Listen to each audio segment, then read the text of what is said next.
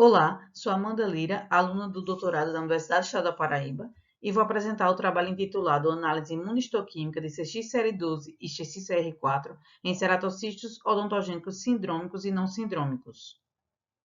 O ceratocisto odontogênico é um cisto de desenvolvimento que apresenta comportamento clínico potencialmente agressivo, com alto índice de recidiva e, por vezes, relacionados com a mutação do PTCH1.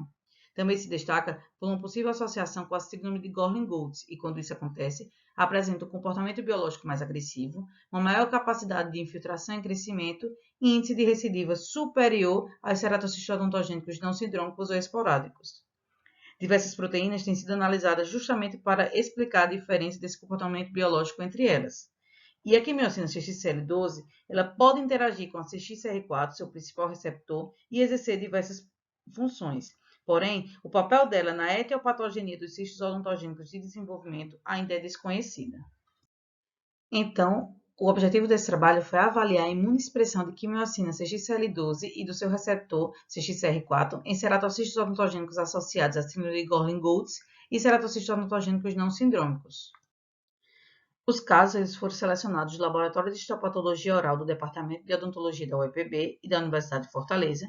Dentre os critérios de inclusão, o material biológico suficiente, o diagnóstico de síndrome de Gorlin baseados em EMA 1993 e os ceratocitos odontogênicos recorrentes, as lesões primárias terem sido submetidas à enucleação.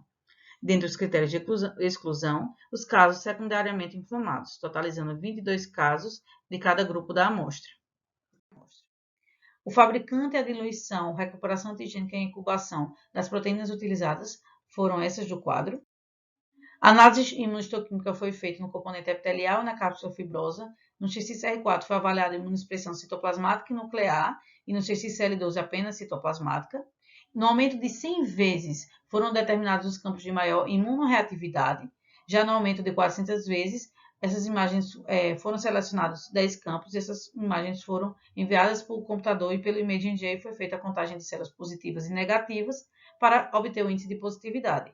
A análise estatística foi através do teste de Shapiro-Wilk, não paramétrico de Minor-Whitney, correlação de esperma, além da análise descritiva.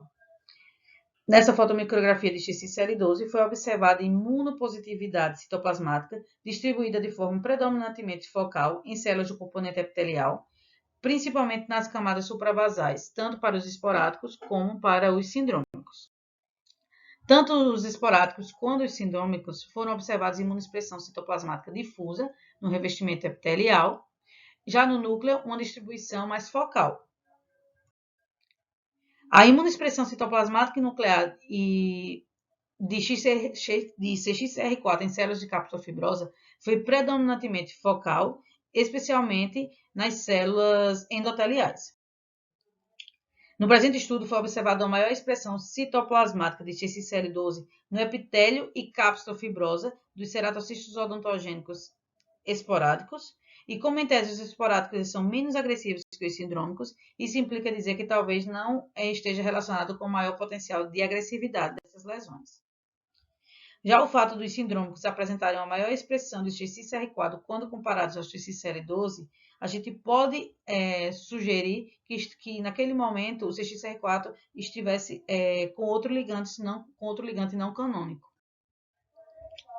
Já no núcleo, ocorreu que no epitélio houve uma maior expressão dos esporádicos, por enquanto que na cápsula o inverso, uma maior expressão dos sindrômicos. O que foi sugerido que talvez na cápsula dos sindrômicos o CXCR4 estivesse exercendo uma outra função, como por exemplo de angiogênese. Nesse quadro, a gente pode avaliar que no revestimento epitelial observou-se uma correlação positiva entre as imunoexpressões citoplasmáticas e nuclear dos grupos de ceratocitos odontogênicos sindrômicos. Já na cápsula fibrosa, houve também uma correlação positiva entre a imunoexpressão citoplasmática e nuclear de CXCR4, porém em ambos os grupos. Então, é sugerido um envolvimento potencial de CXCL12 e CXCR4 no desenvolvimento dessa lesão dos ceratocitos odontogênicos, e essa expressão heterogênea dessas proteínas em ambos podem refletir uma diferença em sua patogênese e no comportamento biológico. Obrigada.